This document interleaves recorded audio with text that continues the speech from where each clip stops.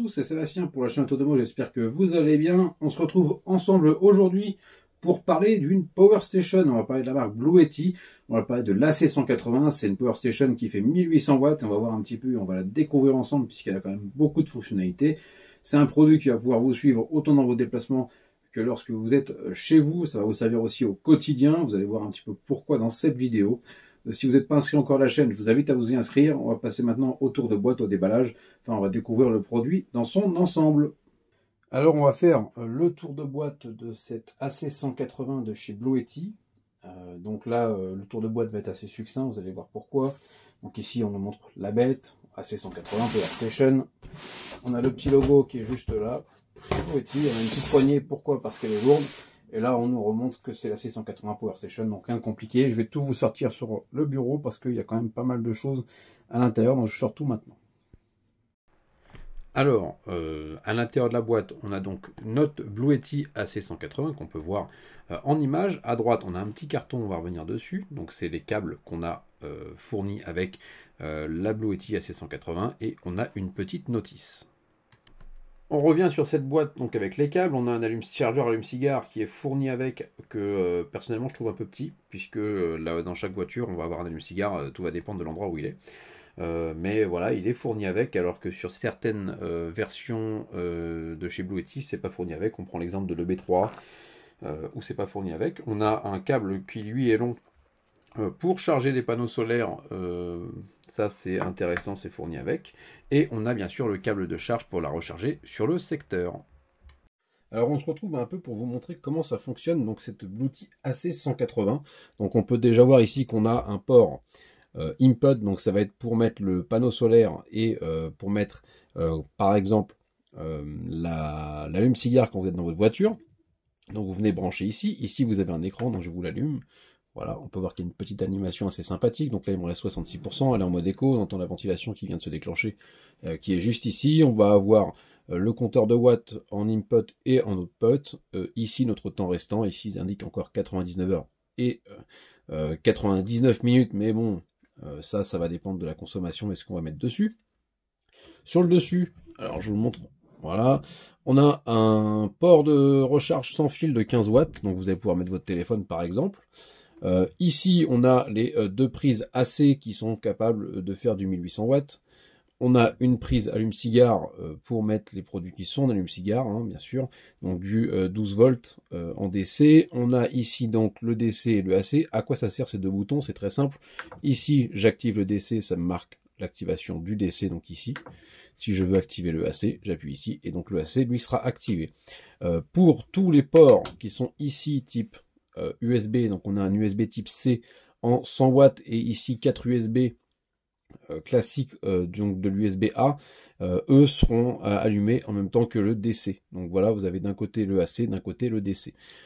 On a fait un peu le tour devant de cette machine, hein. Elle est capable de faire du 1152 Wh.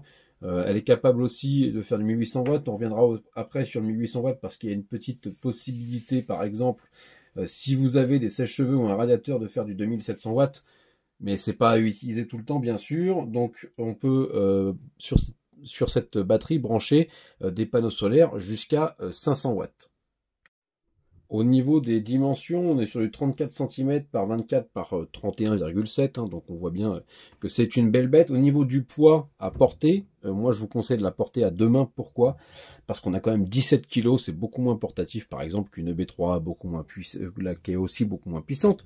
Mais là on est sur un appareil qui pour moi va servir dans des caravanes ou des camping-cars ou même lors de gros pique-niques où voilà, on a besoin de puissance si on vient avec des machines. Voilà, c'est un peu moins portatif, mais ça peut aussi servir dans une maison. Je vais vous expliquer pourquoi, puisqu'elle a une fonction UPS. Alors UPS c'est quoi? UPS c'est une interruptible power supply. Alors ça veut dire beaucoup de choses, mais en fait en gros pour simplifier, donc vous allez brancher votre Bluetti entre votre prise murale et l'appareil ou les appareils que vous voulez brancher dessus. Et si vous avez une coupure de courant, elle va venir prendre le relais tout de suite et vous n'y verrez rien.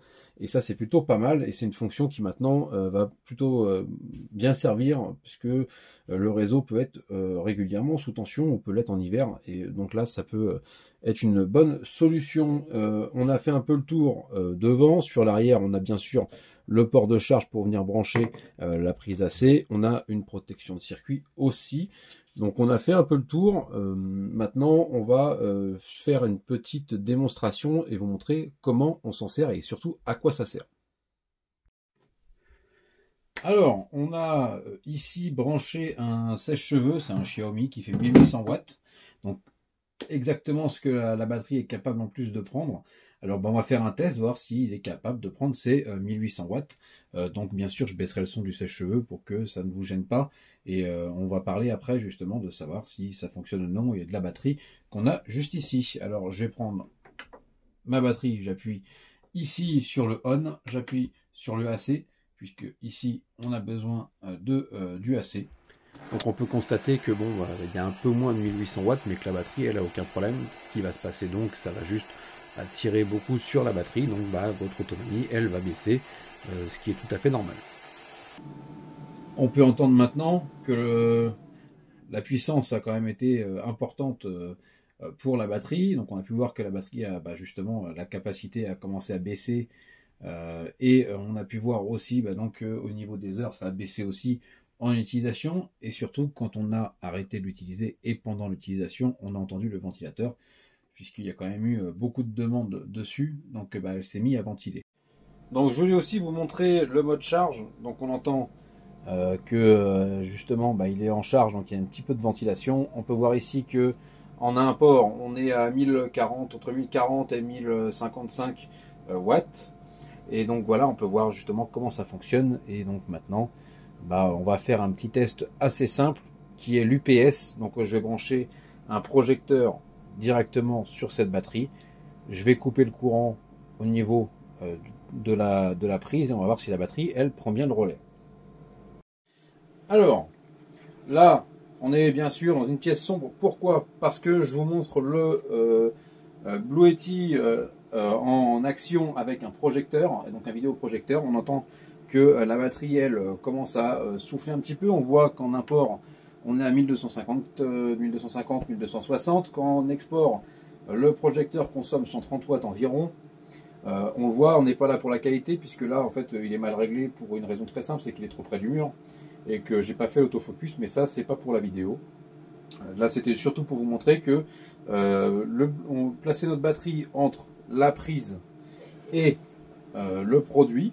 En fait, en gros, si vous avez une coupure de courant demain, la batterie, elle prend le relais. Et ça vous évite, par exemple, pour des box internet, des ordinateurs, etc.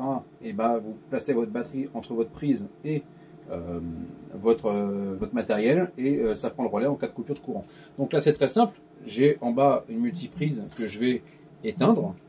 Comme ça, au moins, on va voir si la batterie, elle, prend le relais.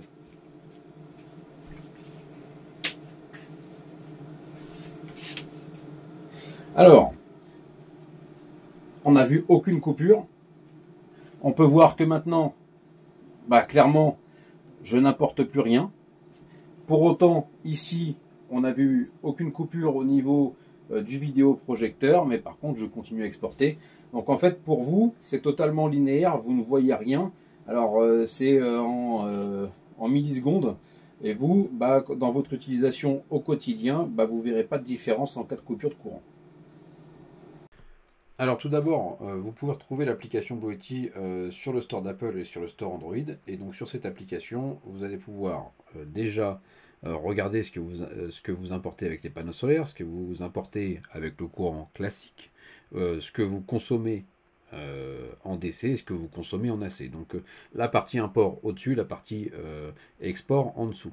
Après, vous allez pouvoir, avec les deux petits logos DC et AC en bas, donc couper l'alimentation DC ou allumer l'alimentation DC. Et pareil pour le AC, vous allez pouvoir la couper ou remettre justement le mode on dessus. Après, dans les paramètres classiques, vous pouvez choisir bien sûr le mode de charge standard, turbo ou silencieux, et le mode écho pour le AC ou pour le DC. Donc après ça, voilà, il y a quand même pas mal de choses à faire avec cette application, je trouve, et c'est un véritable plus pour ce type de produit. Alors, on se retrouve pour la conclusion de ce Blue Yeti AC180. On va déjà parler un petit peu prix, ça je vous laisse un peu regarder sur internet puisque chaque site peut faire des prix un tout petit peu différents, ça va un petit peu bouger, et surtout il y a régulièrement des promotions, et ça, voilà, moi je vous dirais de les prendre dans ces moments-là, et ça c'est plutôt intéressant de le prendre au moment où il y a une petite baisse de prix. Alors ce produit, on va faire les plus et les moins, on a déjà un écran, hop, je vous le montre, qui est très intéressant et je vous explique pourquoi. Cet écran, il est très simple et il va vous permettre, je trouve, de savoir et d'avoir toutes les informations très rapidement sous les yeux et de savoir ce qu'on consomme, ce qu'on importe et aussi dans quel mode la batterie elle est, si elle est en Bluetooth, etc. Enfin, tout est concis et tout est sous la main quand on veut regarder. Et ça, c'est plutôt pas mal sur cette partie-là. On a pour moi un autre gros avantage, c'est la fonction UPS, on l'a vu dans la vidéo, on a vu à quoi ça servait, on a simplifié un peu la chose parce que sinon on pourrait partir dans un grand récit. La fonction UPS, bah voilà, ça maintenant ça permet, si vous avez une box internet, si vous avez par exemple un ordinateur, etc., ou des objets, vous voulez pas qu'il y ait une coupure de courant, et bah vous la mettez entre la prise et cet objet-là, et finalement vous n'aurez pas de coupure de courant puisque la batterie va prendre le relais, et ça c'est plutôt pas mal. Surtout avec ce type de batterie. On peut prendre l'exemple d'un réfrigérateur lors d'une coupure, ça va venir prendre un petit peu le relais, et ça c'est plutôt bien, puisque et ben, ça peut arriver les coupures maintenant, et ça arrive quand même régulièrement. On n'a pas encore eu un gros hiver l'année dernière, mais si le réseau est sous tension, c'est toujours bien d'avoir ce type de produit chez soi. Et c'est aussi un produit pour moi qui va être un peu moins portatif que la EB3 qu'on a vu, qui elle va se transporter à la main, puisqu'ici on est sur du 17 kg, mais qui va être très bien dans un camping-car, dans une caravane, ou même lors des grandes tablées où on a besoin de puissance si on veut faire à manger. Bah là c'est plutôt pas mal, ça peut vraiment servir, et ça va servir aussi dans un usage un petit peu domestique comme je vous ai dit. On a cette fonction qu'on a vue UPS, on a vu qu'il y a aussi beaucoup de ports de charge en USB. Alors ça, je reviendrai aussi sur certains ports de charge dans les moins, mais on a beaucoup d'USB, et ça maintenant avec les téléphones, les tablettes, etc., c'est vraiment un avantage d'en avoir beaucoup. On a l'application aussi, on en a parlé un petit peu, mais on n'en a pas encore parlé dans la conclusion. Cette application est vraiment top. C'est pas une application qui sert à rien. Cette application, elle va vous permettre de faire beaucoup de choses, et vous allez pouvoir un petit peu interagir avec votre Blue Yeti AC180 et choisir certains modes, par exemple les modes de charge, etc. Le mode éco. Enfin, vous allez pouvoir la mettre un peu à votre goût et faire que ça va gérer par rapport à votre usage. Et donc ça, c'est plutôt bien. Et vous allez même pouvoir couper à distance, par exemple.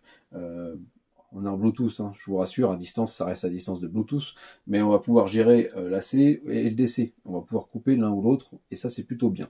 Donc on a un tout petit peu fait le tour des points positifs. Après, elle est très bien finie aussi, on le voit bien. On a aussi le port de charge qui est pour moi un point positif.